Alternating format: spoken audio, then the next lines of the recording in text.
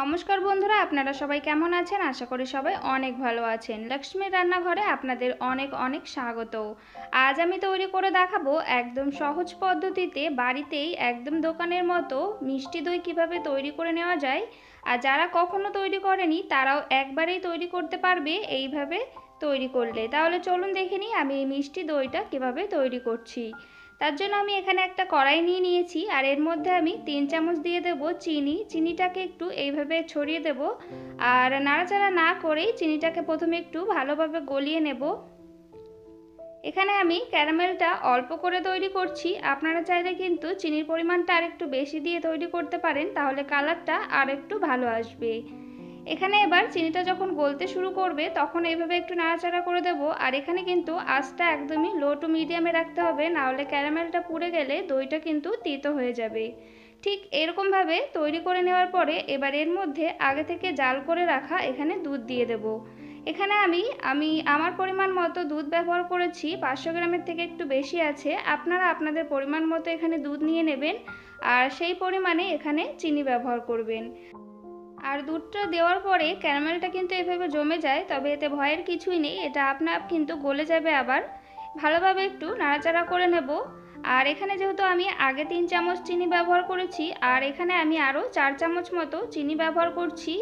দইতে কিন্তু একটু চিনির পরিমাণটা বেশি দিতে হয়, তবে আপনাদের পছন্দ মতো এখানে আপনারা মিষ্টিটা ব্যবহার করতে পারেন।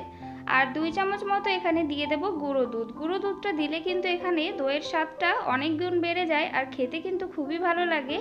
গুঁড়ো দুধটা দিও। এবার ভালোভাবে আমি 5 থেকে 7 মিনিট দুধটাকে জাল করে নেব। দেখুন আমি 5 থেকে 7 মিনিট ভালোভাবে জাল করে নিয়েছি। দুধটা কিন্তু অনেকটাই কমে এসেছে। এই পর্যায়ে গ্যাসটা বন্ধ করে ঠান্ডা হতে রেখে দেব।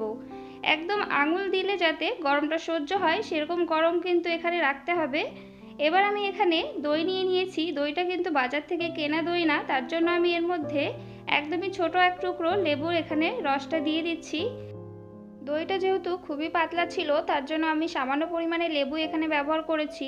আপনারা যদি বাজার থেকে কিনে দইটা ব্যবহার করেন তাহলে কিন্তু লেবু দেওয়ার দরকার নেই। এবার আমি এর মধ্যে কিছুটা পরিমাণে এই দইটা দিয়ে দেবো ভালোভাবে ফেটিয়ে, আর সামান্য পরিমাণে একটু রেখে দেব। এবার আমি দইটা এই দুধের সাথে ভালোভাবে মিশিয়ে নেব, যাতে দুধের মধ্যে দইয়ের কোনো দলাভাব না থেকে থাকে। তার জন্য আমি একটা এরকম হ্যান্ড উইস্ক নিয়ে নিয়েছি। এর সাহায্যেই ভালোভাবে আমি দইটাকে ফেটিয়ে নেব।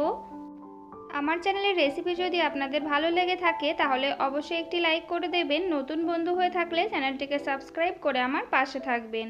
আমি ভালো করে ফেটিয়ে নিয়েছি আর যে বাকি দইটা রেখে দিয়েছিলাম সেই বাকি দইটা আমি এইভাবে যে বাটিতে আমি দইটা পাতাবো সেই বাটির মধ্যে এইভাবে একটু লাগিয়ে দিচ্ছি। আর এখানে কিন্তু আমি মাটির হাঁড়িতে না, স্টিলের বাটি আর কাচের বাটিতেই কিন্তু এই দইটা আমি পাতাবো। একদম পারফেক্টভাবে এই দইটা তৈরি হয়ে যাবে। আমি ভালোভাবে বাটিগুলোতে এইভাবে একটু দইটা লাগিয়ে নিলাম। এবার এর মধ্যে দুধটা ভালোভাবে দিয়ে দেবো আর পুরোটা ভরে দেব না, একটু খালি রেখেই এখানে দুধগুলোকে ভালোভাবে দিয়ে দেবো বাটির মধ্যে।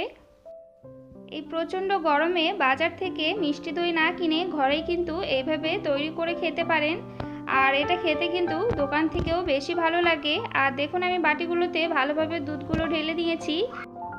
এবার আমি এখানে একটা ফ্রাই প্যান নিয়ে নিয়েছি আর তার মধ্যে বাটিগুলোকে তুলে নেব। আমি এই ফ্রাই প্যানের মধ্যে করেই কিন্তু এই দইটাকে আমি রৌদ্রে দিয়ে আসব। ভালোভাবে আমি ঢাকা দিয়ে দিয়েছি আর বাকি দইটা অন্য একটা বাটির মধ্যে নিয়ে নিয়েছি।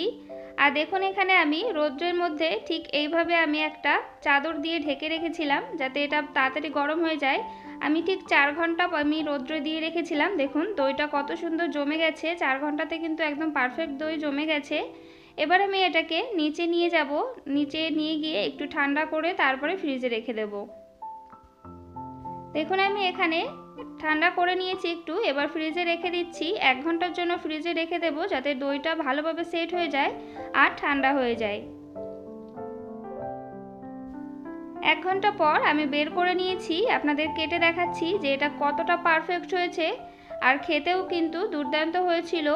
আপনারা এই পদ্ধতিতে বাড়িতে যদি মিষ্টি দই তৈরি করেন তাহলে কিন্তু একবারেই তৈরি হয়ে যাবে।